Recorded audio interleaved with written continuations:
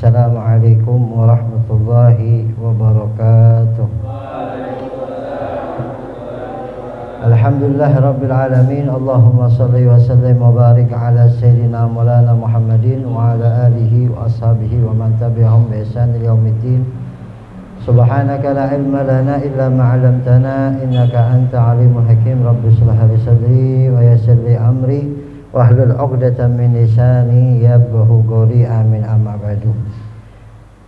Alhamdulillah, puji serta syukur kehadirat Allah Subhanahu wa taala yang senantiasa memberikan kepada kita kesehatan, panjang umur hingga pada malam hari ini kita masih bisa melakukan aktivitas mingguan, mengkaji, menelaah, memahami, berusaha untuk memahami dan mengamalkan apa yang akan disampaikan nanti. Mudah-mudahan Allah Subhanahu wa taala menjadikan kita termasuk hamba-hamba yang mengikuti akan pesan-pesan Allah Subhanahu wa taala, melaksanakan pesan-pesan Allah Subhanahu wa taala dengan ikhlas dan istiqamah. Amin. Tak lupa salawat dan salam semoga tetap tercurah terlimpah kehadiran Nabi kita Nabi Muhammad serta para keluarga, para sahabat dan para pengikutnya hingga akhir zaman. Ikhwan yang dimuliakan dan dirahmati Allah Subhanahu wa taala, kita melanjutkan kembali kajian di dalam akidah yang kita ambil di dalam syarah Aqidatul Awam yang bernama Jala'ul Afham sampai pada sifat Allah yang ke-10. Ya, pada pertemuan yang lalu kita sudah membahas tentang sifat Allah yang ke-9 yaitu al-ilm. Mengetahuinya Allah Subhanahu wa taala atas segala apa yang ada di langit dan apa yang ada di bumi. Ya, tidak ada yang bisa mengetahui akan kondisi alam semesta hingga pertama diciptakan hingga nanti akhir, kecuali hanya beberapa orang yang memang Allah Subhanahu wa taala berikan kemampuan untuk mengetahui itu semua. Namun tidak semuanya yang Allah kasih, namun hanya beberapa saja yang Allah Subhanahu berikan dari ilmu Allah Subhanahu wa taala. Jadi Allah zat yang mengetahui sesuatu yang gaib, dan ada juga manusia yang Allah Subhanahu wa taala berikan keilmuan tentang yang gaib. Ya. Ikhwan yang dimakan oleh Allah Subhanahu wa taala, kita melanjutkan pada sifat yang ke-10 yaitu al-haya. Zat yang maha hidup. Ia sifatun qadimatun qaimatun bidzatihi ta'ala. Sifat yang qadim. Ya, seperti kita ketahui sebelumnya, qadim itu la awwala la wala akhirah. Tidak ada awal dan tidak ada akhir. Itu qadim. Ya, jadi sudah ada pada diri Allah Subhanahu wa taala, qaimatun bidzatihi, yang sudah ada pada diri Allah Subhanahu wa taala tanpa bantuan apapun. Ya, sifat itu sudah ada dengan sendirinya. Beda kalau manusia, ya, sifat hidupnya itu karena memang ada rohnya. Kalau nggak ada roh ya mati. Ya, binatang pun seperti itu. Selain Allah Subhanahu wa taala hidup, namun hidupnya karena asbab, karena sesuatu. Tapi kalau Allah tidak, bukan karena sesuatu. Emang zatnya maha hidup. Ya. Tusahihu lahul ittisafu bil qudrati wal iradati wal ilmi was sam'i wal basari wal kalami. Dengan sifat maha hidup ini membenarkan adanya sifat-sifat Allah Subhanahu wa taala berupa qudrah, irada, ilmu, sama, basar, kalam dan sebagainya. Walau lam yakun ta'ala hayyan masabat lahu hadhihi sifat. Kalau memang Allah tidak hidup, maka sifat-sifat ini enggak ada. Jadi dengan adanya sifat hayat ini membenarkan akan sifat Allah, sifat wajib Allah yang lain. Ya, jadi dengan sifat hidup ini membenarkan sifat wajib Allah yang lain. Kalau enggak ada sifat hayah, sifat hidup, maka sifat-sifat Allah, sifat-sifat wajib yang ada pada Allah enggak mungkin ada. Ya, Allah qudrah karena Allah hidup. Allah iradah karena Allah hidup. Allah sama karena Allah hidup. Kalau tidak ada kehidupan bagi Allah, berarti sifat-sifat itu tidak ada, dan itu mustahil bagi Allah. Jadi Allah zat yang maha hidup. Qala ta'ala wa tawakkal 'alal hayyil ladzi la yamut. Ya, bertawakallah kalian kepada zat yang maha hidup yang tidak mati. Ya, kalau manusia seberapapun panjang umurnya akan mengalami yang namanya kematian. Wa in talal mada alfun au alfaini la budda an yasira ilal qabri, kata Imam Syafi'i. Walaupun umurnya panjang 1000 2000 tahun, tapi tetap satu saat akan ada batasnya untuk masuk, akan ada waktunya masuk ke alam kubur. Ya, semuanya bahkan mengalami kematian kecuali Allah Subhanahu wa ta'ala. Wa qala ta'ala huwal hayyu la ilaha illahu. Allah Subhanahu wa firman, dialah Allah yang maha hidup kekal, la ilaha illahu, tiada Tuhan selainnya, fad'uhu mukhlishina lahuddin. Beribadahlah kepada Allah dengan tulus ikhlas beragama kepadanya. Ya, beribadahlah kepada Allah dengan tulus ikhlas beragama kepadanya. Jadi bukan karena hal-hal yang lain. Ya, bukan karena kita pengen dapat pujian, bukan karena pengen dapat kehormatan, tidak, tapi benar-benarlah beribadah kepada Allah dengan tulus ikhlas. Ya, karena dengan keikhlasan itu Allah Subhanahu wa ta'ala akan memberikan kepada kita pahala. Kalau nggak ada ikhlas dalam ibadah Allah, maka tidak akan menghasilkan pahala dari Allah Subhanahu wa ta'ala. Ya, sebagian ulama ada yang mengatakan ikhlas ini ya tidak ada tujuan sama sekali. Mau itu tujuannya pahala, mau itu tujuan ridho, nggak ada tujuan. Jadi andai kata ikhlas ini bisa saya jual, sampai begitu. Jadi dalam ibadah nggak ada tujuan sama sekali. Nggak pengen harap ridho, nggak pengen dapat pahala, nggak pengen dapat surga, nggak pengen dapat terhindar dari api neraka. Pokoknya saya hamba, saya ibadah. Saya hambanya Allah, kewajiban saya buat ibadah kepada Allah. Kalau memang Allah ngasih saya pahala, itu berkat kasih sayang Allah Subhanahu wa ta'ala.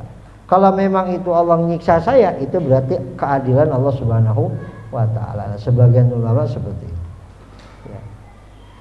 Wa qala ta'ala wa anatil wujuh lil hayyil qayyum. Semua wajah tertunduk hanya untuk zat yang maha hidup dan yang maha berdiri sendiri. Semua wajah tertunduk, semua yang tidak ada kekuatan kecuali kekuatan Allah, tidak ada kehormatan kecuali kehormatan Allah, tidak ada kemuliaan semua kecuali kemuliaan Allah. Pada saat itu siapapun rajanya, seberapa hebat pun kekuasaannya, seberapa tinggi pun derajatnya, ketika di hadapan Allah Subhanahu wa ta'ala semuanya tertunduk. Nggak ada yang bisa melawan akan kekuasaan Allah Subhanahu wa ta'ala. Kemudian sifat yang 11 dan 12, as-sama' wal basar. Wa huma sifatani gadimatani. Sifat sama, maha mendengar dan maha melihat, adalah dua sifat yang gadimatan, gadim juga sama. Gaimatani bidatihi ta'ala. Yang keduanya itu sudah ada pada diri Allah Subhanahu wa ta'ala, yankashifu bihimal wujud. Dengan sama dan basar Allah, Allah bisa mengetahui segala kondisi alam semesta ini. Ya, dengan samanya Allah dan basarnya Allah bisa mengetahui, akan terbuka semua yang ada di alam semesta ini. Wallahu ta'ala sami'un yasma'u kulla syai'in. Allah maha mendengar segala sesuatu. Hatta annau yasma' dabiban namlati sauda. Sampai Allah Subhanahu wa ta'ala mendengar ya, jalannya semut, dabiban namlah, jalannya semut, as-sauda yang hitam, ala sakhratil malsa, di atas batu yang hitam, pilailatul dzulma, di kegelapan malam. Sekarang di sini aja kita tahu ada semut apa kagak? Ya. Allah Maha tahu.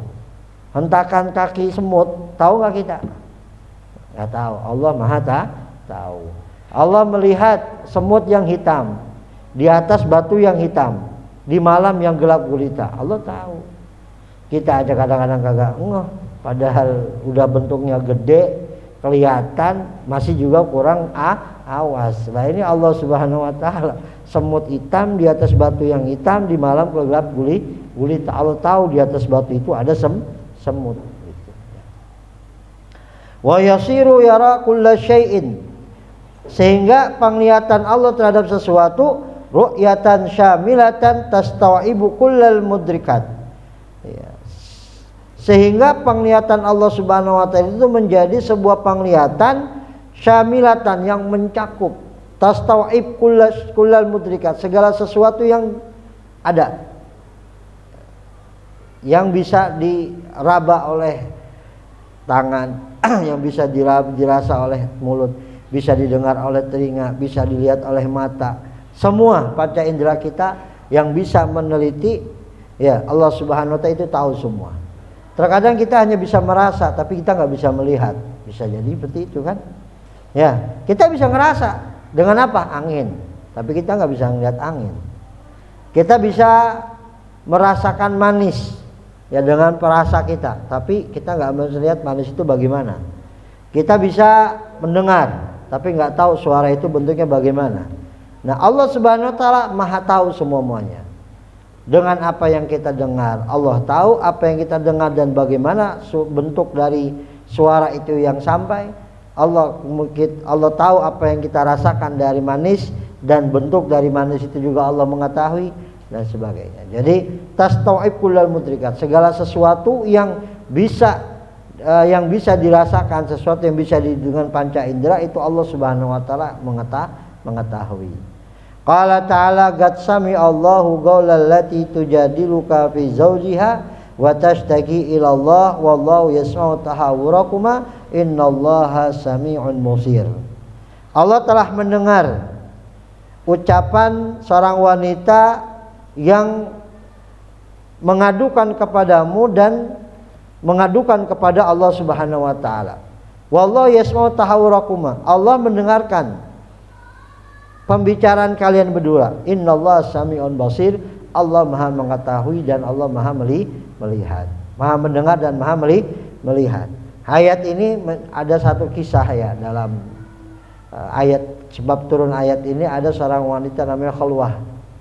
Ya, namanya Khulwah. Khulwah ini termasuk orang yang hijrah bersama sebelum Nabi Muhammad SAW ke Madinah. Dia sudah hijrah duluan sendiri, ya, tidak sama suaminya. Sendiri, dia tidak sama suaminya. Suatu saat dia mengadukan tentang suaminya yang selalu berkata kotor. Ya, selalu berkata kotor.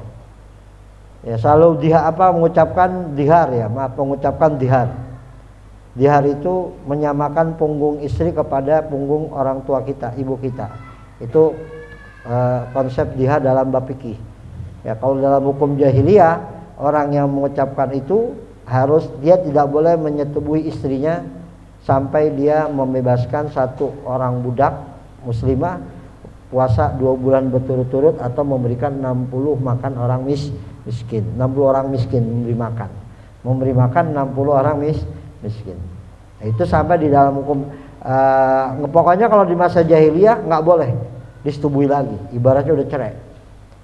Nah, si Khalwah ini sayang sama suaminya, ngadu sama Nabi Muhammad SAW. Ya Rasulullah, suamiku telah mendihar aku, ini gimana ya Rasulullah? Kalau dalam jahiliyah udah nggak boleh untuk disetubuhi, tetap status suami istri, tapi nggak boleh disetubuhi. Nah, datanglah Islam, boleh mensetubuhi, tapi harus dengan syarat seperti ini. Harus memerdekakan budak, harus puasa 2 bulan berturut-turut. Kalau nggak punya budak, harus kalau nggak bisa puasa memberi makan 60 orang miskin. Kafarah dihar itu. Setelah ngadu, Allah mendengar, turun firman Allah ini. Ya, langsung ya si perempuan itu mengadukan sama Nabi Muhammad, langsung turun jawaban dari Allah. Nggak perlu tunggu-tunggu kapan-kapan, nggak, langsung turun jawaban dari Allah. Makanya suatu cerita Sayyidina Umar bin Khattab ketika dihadang sama Khulwah. Ketika datang Sayyidina Umar, ya, dihadang. Ya Umar, anta awal Umar. Umar, dulu itu Umar kecil. Sekarang itu jadi Umar besar. Ya, taatlah kepada Allah, bersikap adillah. Marah pengawalnya Sayyidina Umar. Nenek. Ya, Siapa yang tidak bisa menghukum secara adil setelah Muhammad sallallahu alaihi wasallam? Ya, setelah Abu Bakar As-Siddiq kecuali Umar.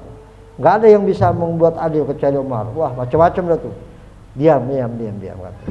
Kau tahu wanita ini? Wanita ini adalah orang yang pengaduannya langsung didengar oleh Allah Subhanahu wa taala. Ini ayatnya. Ya, pengaduannya yang langsung didengar Allah. Waktu hijrah ke Madinah, sendiri tanpa suami, itu dia kehausan. Minta pada Allah, ya Allah aku haus. Datang gidil dari langit, turun baki dari langit isinya air, diminumin, blak. Langsung didengar sama Allah, khalwah. Nah ini bukti sebab turunnya ayat itu seperti ini. Dari Khalwah binti Asad kalau nggak salah namanya.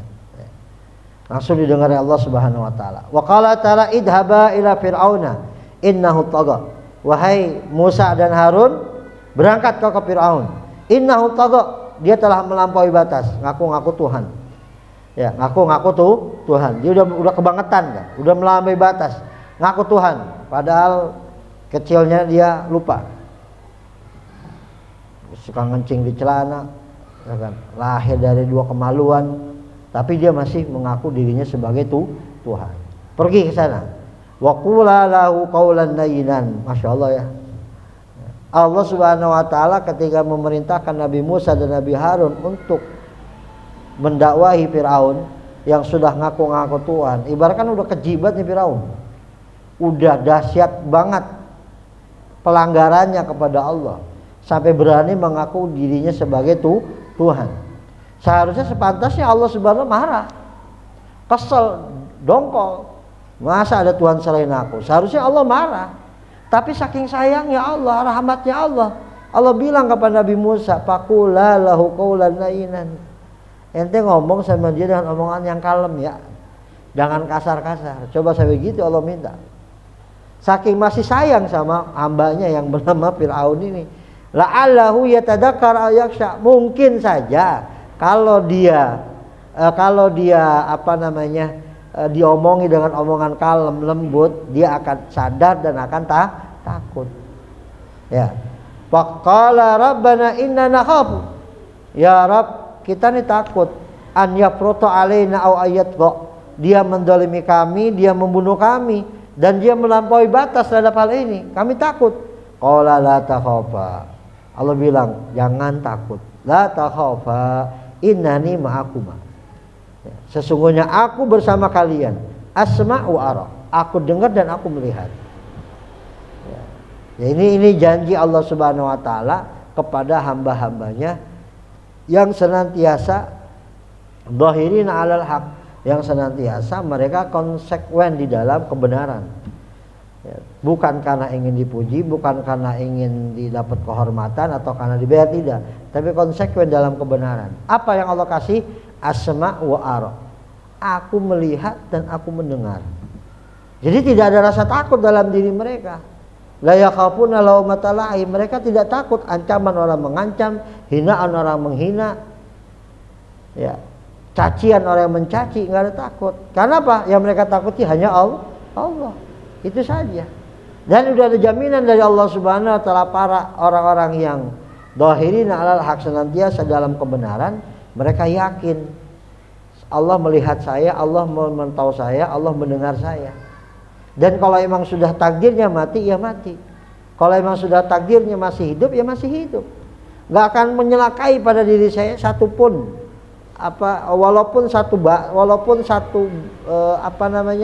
debu, kalau emang gak menempel, gak akan nempel. Walaupun satu debu, ya kalau memang kata Allah gak menempel, dia gak akan menempel. Apalagi yang lainnya, satu debu saja yang nggak kelihatan sama kita. Kalau memang Allah katakan nggak nempel, nggak nempel. Yang kita nggak bisa menghindar dari debu kan? Ya kita nggak bisa menghindar, kita nggak bisa melihat. Kalau memang kata Allah debu itu nggak nempel, ya nggak nempel. Apalagi sesuatu yang kita bisa menghindar, kita bisa melihat. Jangan khawatir. Nah inilah yang ada dalam diri para pendai-pendai, para anbiya, para mursalin, para sahabat, para ulama dan sebagainya. Yang ada dalam diri mereka adalah apa? Rasa percaya diri bahwa mereka selalu dalam lindungan Allah. Nggak ada khawatir sama sekali. Ya, mudah-mudahan Allah panjangkan umur para orang-orang berjuang di jalan Allah Subhanahu wa taala, khususnya Ad-Da'ilallah Ibn Rizik bin Muhammad bin Syihab. Amin Allahumma amin. Semoga Allah melindungi mereka, Allah panjangkan umur mereka, Allah sehatkan badan mereka, senantiasa ikhlas, sabar, tabah di dalam menjalani risalahnya Nabi Muhammad sallallahu alaihi wasallam, dan kita digabungkan bersama mereka. Amin Allahumma amin. Nah, itulah sifat Allah Subhanahu wa taala yang ke-10, yang ke-11, 12 dan terakhir yang 13, Al-Kalam. Nah, nanti itu kita akan lanjutkan pembicaraan tentang Al-Kalam pada pertemuan yang akan datang. Ikhwan yang dimakan oleh Allah Subhanahu wa taala, jadi itulah sifat sama Allah Subhanahu wa taala, sifat basirnya Allah dan hayahnya Allah.